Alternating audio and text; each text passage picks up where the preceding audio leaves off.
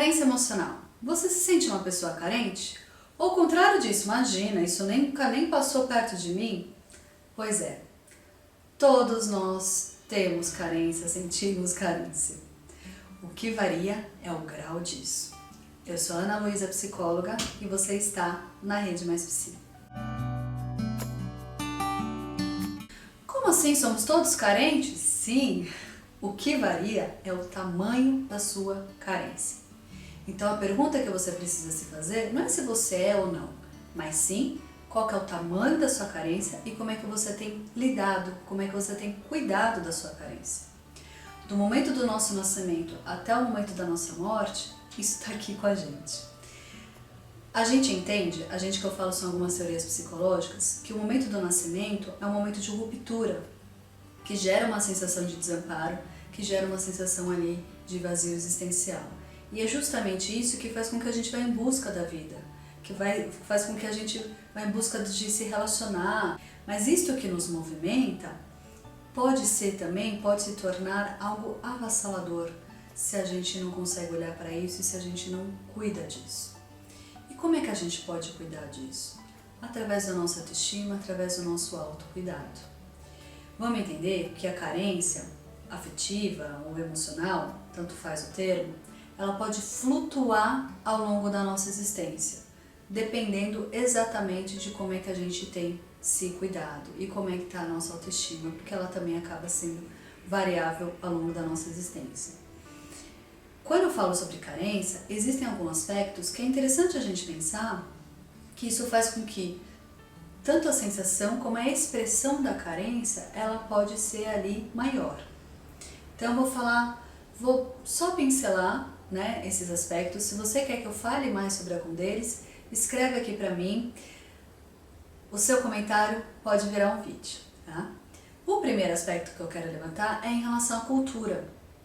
A gente não pode esquecer que nós estamos inseridos numa cultura e que ela nos influencia. Então, dependendo da cultura que nós fazemos parte, isto pode fazer com que a nossa carência fique maior ou menor.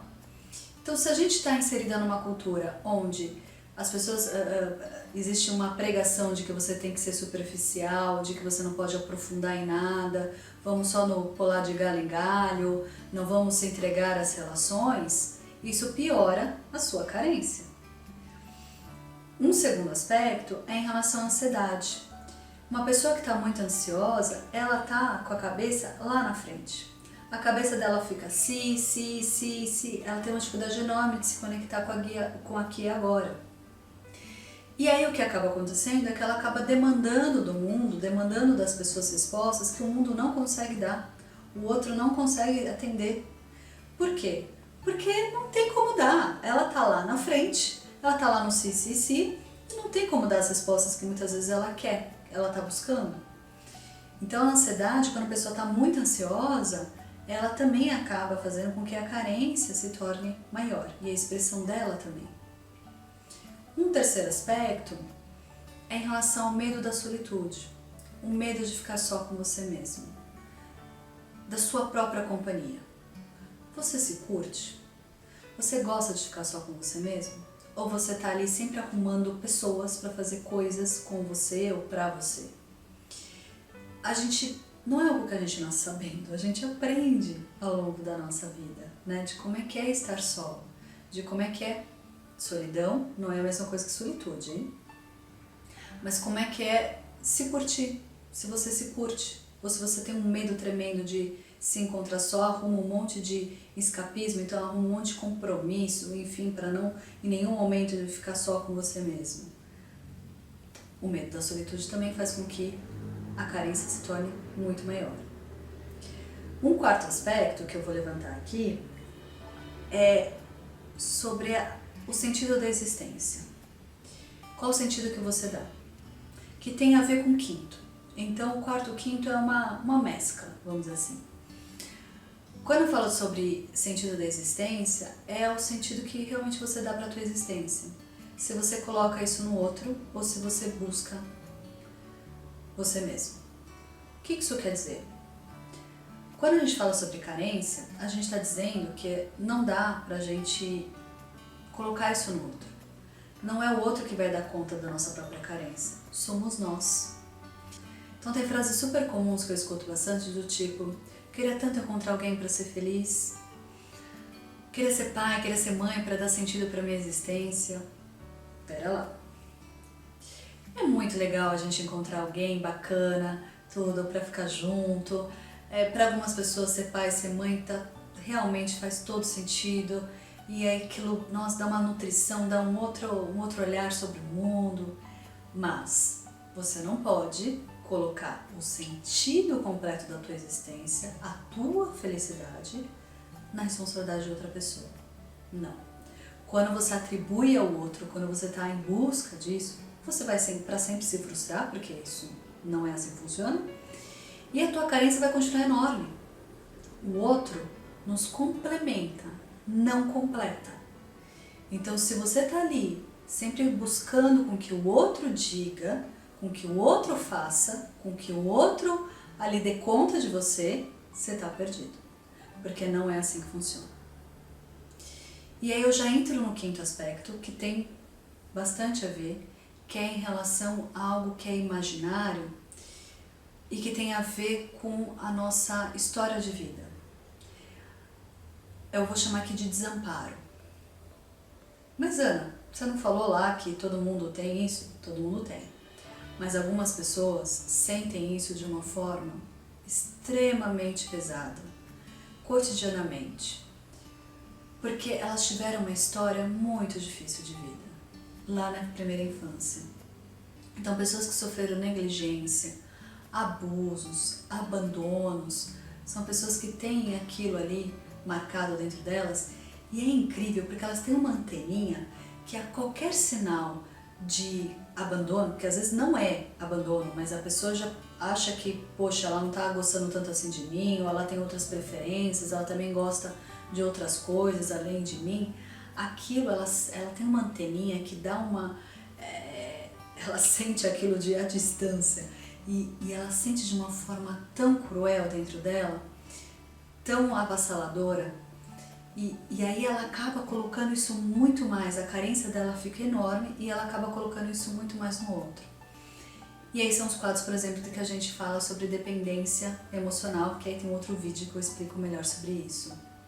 Então, quando a pessoa ali acaba atribuindo muito ao outro que vai me salvar, o outro que vai ter que dar conta, então aquilo ali que eu não recebi na infância, eu fico achando que é um outro que vai ter que me dar em algum momento da minha vida. É pesado. Então, pessoas que sofreram uma história de vida muito difícil, eu sei que é pesado, eu sei que é difícil, mas tem jeito. Então, se você é essa pessoa, não ache que você está condenado, não ache que não tem jeito, que você vai sempre conviver com esse vazio enorme que você tem dentro de você. Não. Hoje você é adulto, hoje você pode se nutrir de outras formas. Aquilo que você não recebeu lá atrás e que vai continuar sendo doloroso, não tem que determinar o seu presente nem o seu futuro. Você não precisa ficar esperando com que o outro te dê. Ali a gente realmente precisava mais do outro. Mas hoje você pode ser autônomo e você pode ir em busca. Você vai se nutrir. Porque quem tem que dar conta da nossa própria carência somos nós, não é o outro. E como é que a gente dá conta da nossa própria carência? É a gente sabendo que tudo é afeto. Tudo nos afeta e tudo é afeto. E que a gente precisa se nutrir disso. Afeto tá desde um carinho até um tapa. Isso é afeto. Então tudo que nos afeta é como é que a gente vai se nutrindo disto.